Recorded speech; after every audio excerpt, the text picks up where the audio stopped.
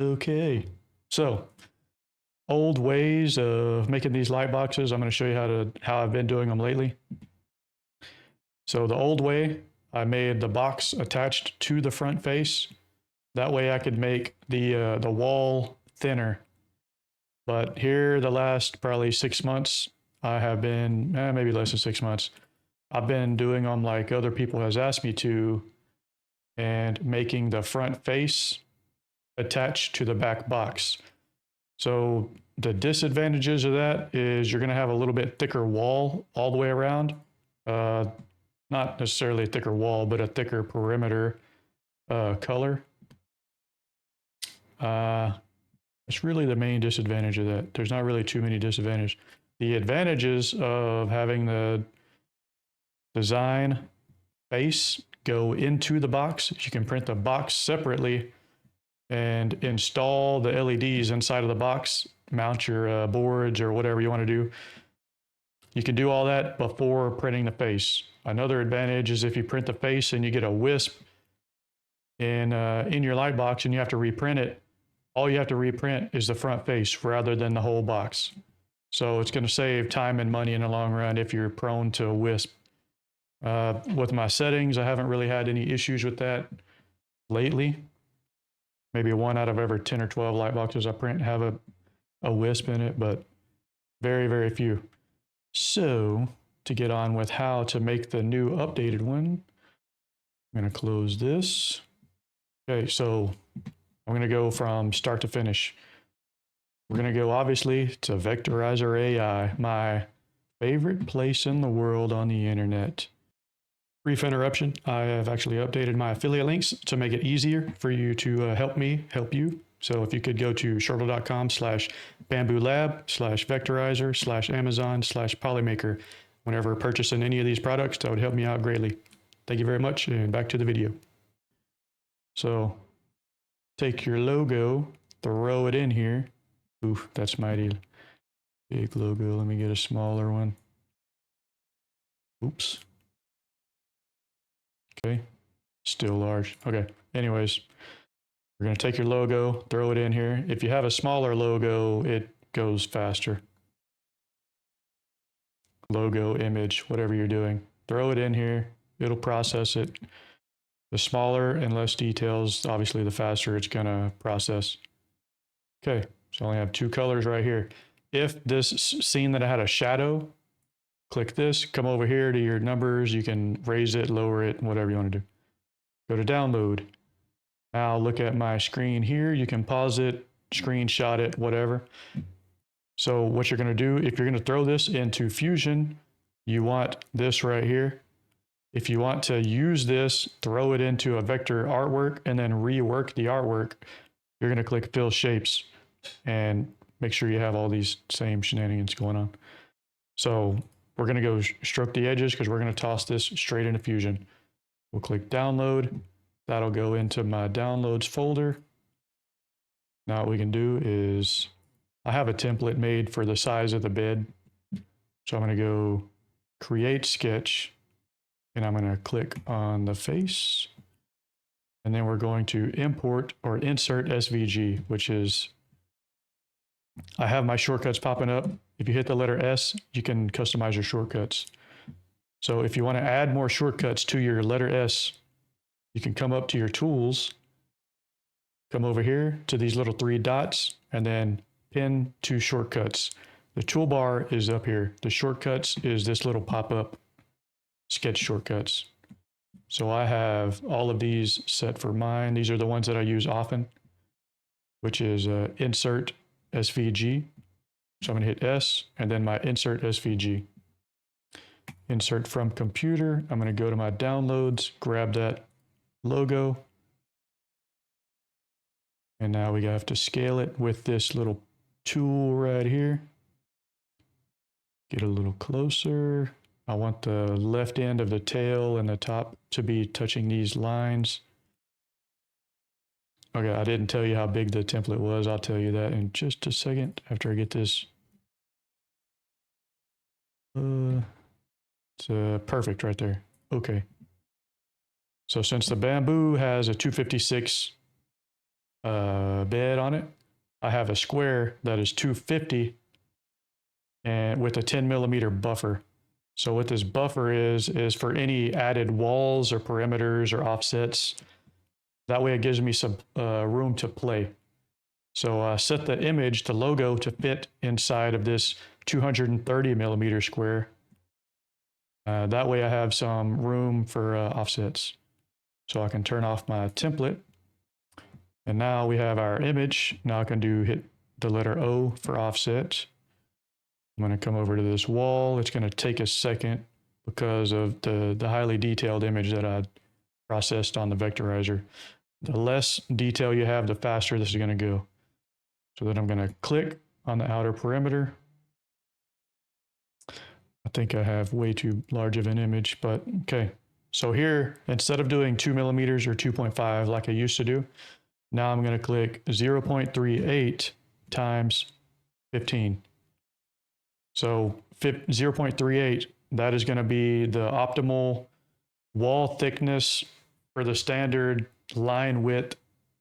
The standard line width in Bambu Studio is 0.42, but 0.38 in Fusion converts that to the perfect line width from my buddy John, who has done extensive testing on that. So 0.38 times 15. 15 is the amount of walls or lines or solid walls. So we're going to go 0.38 times 15, hit enter. So the new updated Fusion, if I went over here and I deleted this line or trimmed off a line or edited this line, it's offsetting from this image and it's going to go bananas. The new offset tool is not fun. So what you're going to do, if you want to offset from this line, edit this line, do anything with your offset line, click the offset constraint right here, delete it. Now you can do whatever you want with this line. So now I'm going to go offset.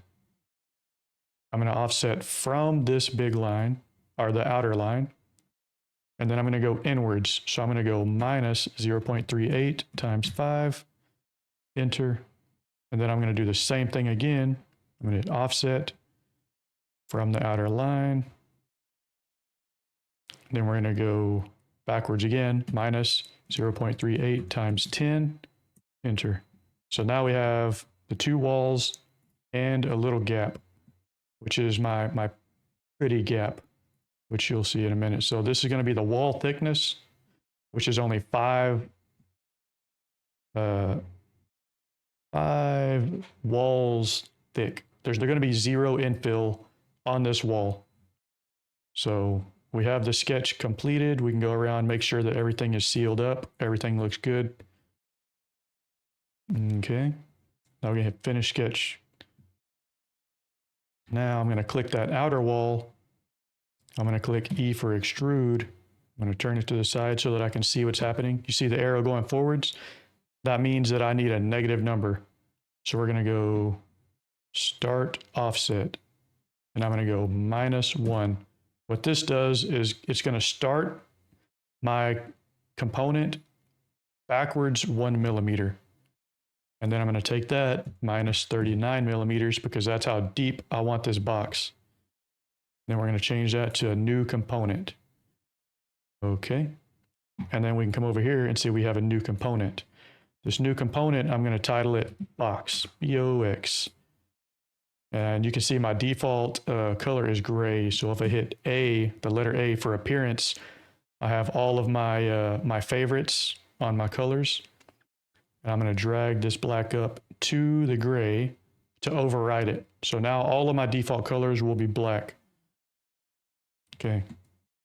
So now I'm going to flip this thing around the back, click on the back, and then I'm going to create a new sketch. So with the new sketch, I'm going to hit P for project. We're going to project the box onto the new sketch. Make sure it says projection link and all this happy slappy stuff. We're going to hit OK. So what that does is project that line. Now I have an infill line Yeah, an infill for this box.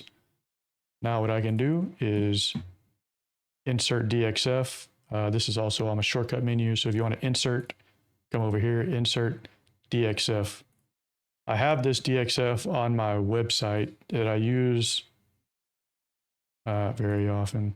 I have it saved in my Dropbox. So this is my DXF, my keyhole hanger. We're going to hit open. And I'm just going to drag that into place. I can probably get by with it right there, actually. What you want to do is make sure this is covering your center of mass. So you can visualize from the right side of this keyhole hanger. Will it hang heavy on this side? Yes. If I have the screw all the way on this side, will it hang heavy on the left side? And yes. So that's good enough. Click OK. Now we can finish the sketch. And now we have this filled area. You don't want to select this area. And now we're going to hit E for extrude. And you see which direction the arrow is going. That means we want to go backwards. So we're going to go -2 to fill in this hole. And this is going to default to join because it's touching other components. So join, OK.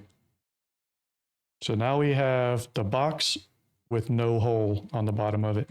Now you need to figure out where you want your USB cable to pass through. And if mine is sitting on a desk or hanging on a wall, this logo in particular, every single logo or image or design, you're going to want the hole in a different place. Unless it's a square, then you'll want to run it out the corner so that it's not sitting on the cable. Or if it's a circle, you can run it straight out the bottom, make a stand for it. There's different use case scenarios for every option. So I could either make it run, put the hole right here. If I wanted to go inwards, I could put the hole over here. It's whatever you're feeling. But what you don't want to do is put the hole, let's say, on the bottom of the foot, because then the cable coming out of the bottom is going to be in the way. And then your light box is going to be sitting on top of the cable. But in my case, perfect spot, I'm going to put it right here. So I'm going to go ahead and click on a line. And we're going to go plane at an angle. And I'm going to hit this front of the cube. That way I can look at it straight on. Now I can see this is dang near perfect right here. So that's what I want. If you wanted to angle your plane, if I had it on the side of the foot, all you got to do is take it and grab it, get it the right pitch of where you want it, and then hit OK. So I'm going to go back to 0 on mine, hit OK. Now I'm going to grab this new plane, and then I'm going to create a sketch. Creating a sketch on that plane, I can now see that the sketch is perfectly flat, even right here. Now what I'm going to do is hit P for project, and I'm going to project this back wall line. You can do however many you want, or you can click the back, but if you click the back of this box, it's going to do the full line all the way across, and you're going to have a ton of lines. I'm just going to select the line that I want to project. Okay. So now what I want to do is hit add a line. If you want to be able to move this in the future, don't let it magnetically stick to anything other than the line you drew. So if I clicked it right here, I can't move this line side to side. So I'm going to delete that. So what I'm going to do is draw a line that is not tied to anything except for this purple line. Okay, so I'm going to draw this 14. Now what I can do is come back and I can move this wherever I see fit. So now what I can do is draw a I keep using my shortcuts because I'm used to using my shortcuts, but you can go create, rectangle, center rectangle. We're going to click that right there, and I'm going to draw that out to 16 by 8, and then hit finish sketch. And now you can see that my plane is actually my sketch is going through the body right here. All you have to do, turn off the component, click your rectangle. Now we can hit E for extrude, turn the component back on. Now what I'm going to do is direction, symmetric, and I'm going to pull that up. So now it's going to go 12 millimeters up and 12 millimeters down. It's going to cut the box in both directions. Okay, and it defaults to cut because we're going through an object. I'm going to click OK. So now we have our hole. Let's say I did not like where that hole was. All you have to do is turn that sketch back on with the eyeball. And like I said, now what we can do is run that thing wherever we want it. And now we have the hole there. Okay. Now we can turn that sketch back off. Now we have the back box fully completed. Now we can, this is exactly how we're going to print it. So this one is done. So what I'm going to do now is hide the box. Now we got to come back to our original sketch and start building the face. With building the face, this is going to be our outer lip. So we're going to go click that outer perimeter, hit E for extrude. We're going to go -1 millimeter and then hit new component. Okay. So this is just going to be the lip that connects to the box. And now you can see why whenever we created the box, we did the -1 millimeter offset. That way this lip will be resting flush with the box. Okay. So now what we can do is create the inner lip that's going to hold this into place. So we're going to click the next offset. We're going to hit E for extrude, turn it to the side. You see the arrow coming forwards. That means we need to go backwards. So we're going to go -6. And that's going to default to join over here because it's touching the other component. So we're going to hit OK. Okay, so this is the black outer perimeter of the design. We're going to come over here to the component and we're going to rename that black because that's what color this is going to print.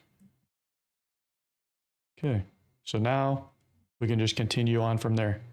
And then, so this inner one right here, I like putting these little white lines, little white perimeters around the edges of my designs.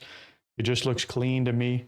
You don't have to put them there, but if you do not put them there, then whenever you create your original sketch, you're only going to offset 5, the 0.38 times 5, and then 0.38 times 10.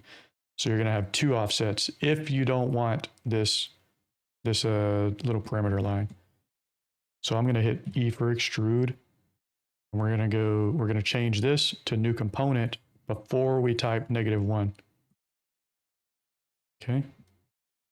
Okay. So now that is going to be my white. I'm going to title that white, and then I'm hit A for appearance. And then I'm going to grab my white appearance and drag it onto the white component. Okay. So now you can see that I have the black insert, the white perimeter. Let me turn the sketch back on and we can continue. So now we have the logo, which is, my logo is pretty simple. It's all green. So I'm going to click this, hit extrude, and I'm going to click the other part of my logo. And now we're going to go new component again, distance. Just keep in mind, you always have to go the same direction. If you mess this up and you just type in 1, and you accidentally export all these, you're not going to have a good time in the slicer because then you're going to be questioning or sending me messages saying, why is this not working properly on the slicer? So make sure that you're sending this the right direction every time. So we're going to go -1. You want the whole face to be flush. So -1, new component. Okay. So my logo is green, so I'm going to title this neon green, which is what this component is going to be. And I actually have this color right here. I can drag it up here, drag it on the component, and that's my logo. So now I can figure out whether I want to have a white or a black inner to my logo. I'm actually going to make this... let's do black.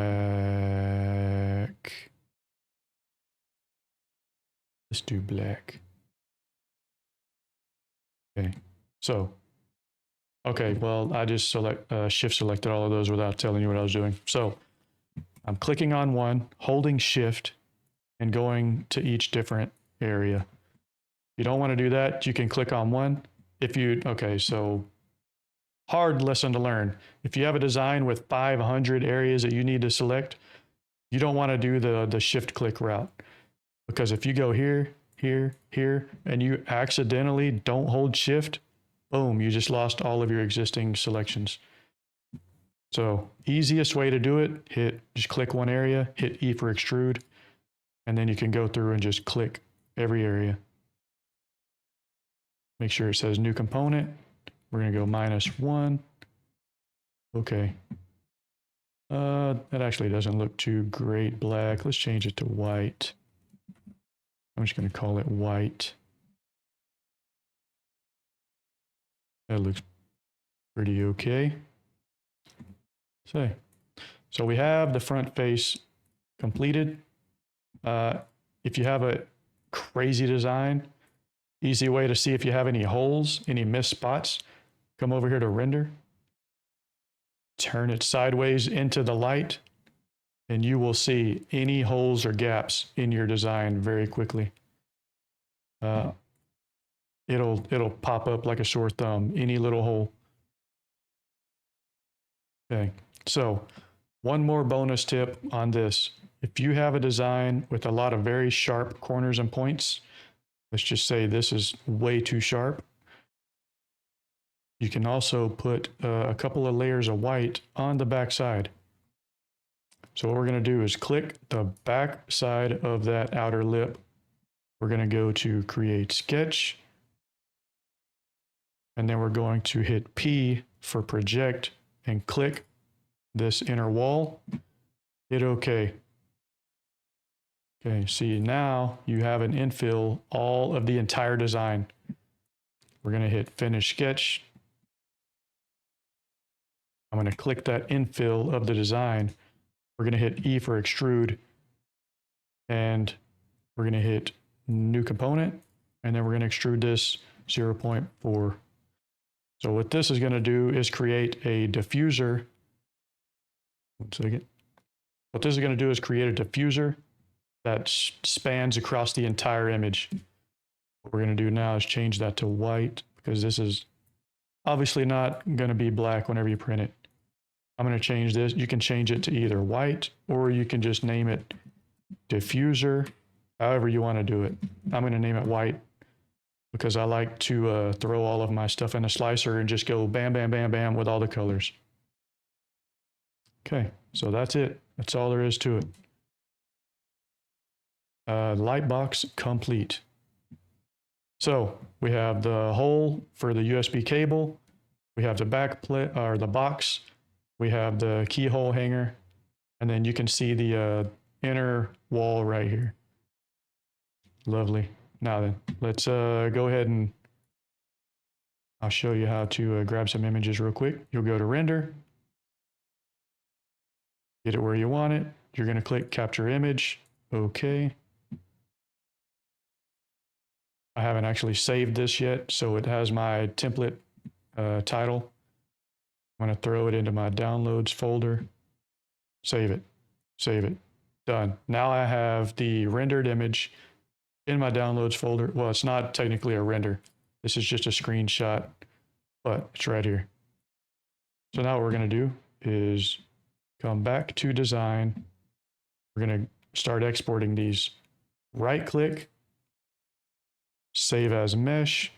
Make sure you have it set to STL binary or 3MF, however you want to do it. If you do 3MF and you have a design with 100 different pieces, you're going to have a bad time. So we're just going to go STL. You can use STL or OBJ, either one. And then refinement settings. This is a new part of Fusion that they just added recently. This little drop down. Make sure your refinement is set to high. You don't want this on medium or low, or else your circles are going to be a bad shape. So we're going to go export, all of your arcs are not going to look right. They're going to have little steps all around the edges. We're going to export the box. I'm going to throw it in my downloads folder.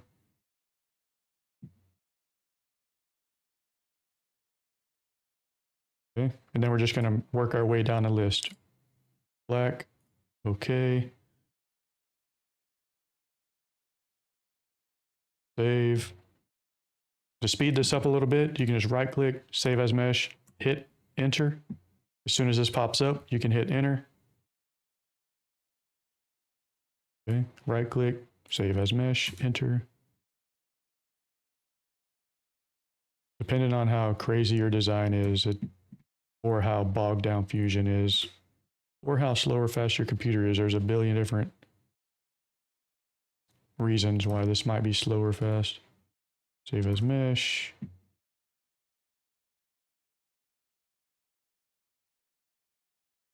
Okay, lovely. Now what we got to do is come over to the Bambu Studio.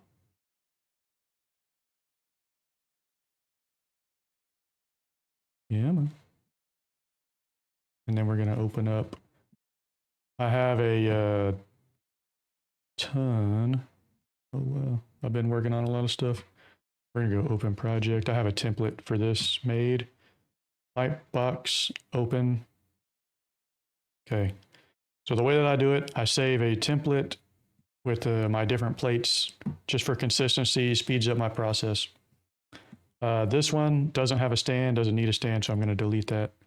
My box, I'm going to throw it over here. And then I'm going to change the color to my black. Drag it up here. I have this little plug that I made. So once the cable is coming through, you can put this plug inside of that 8x16 hole.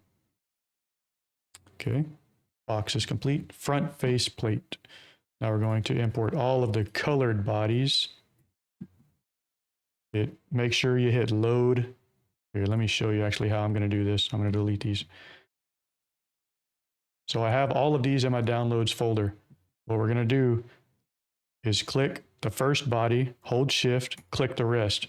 If you have a stand or something, you're going to see a stand in there, and then you can just hold control, click it to deselect it. Okay, so we're going to select all the bodies, all the colored bodies, click and drag them into Bambu Studio. It's going to ask you, load these as a single object with multiple parts. If you hit no, it's going to split all these pieces up, and you don't want that. You can accidentally click it, you'll drag a little piece over, you're going to have gaps, it's not going to be fun.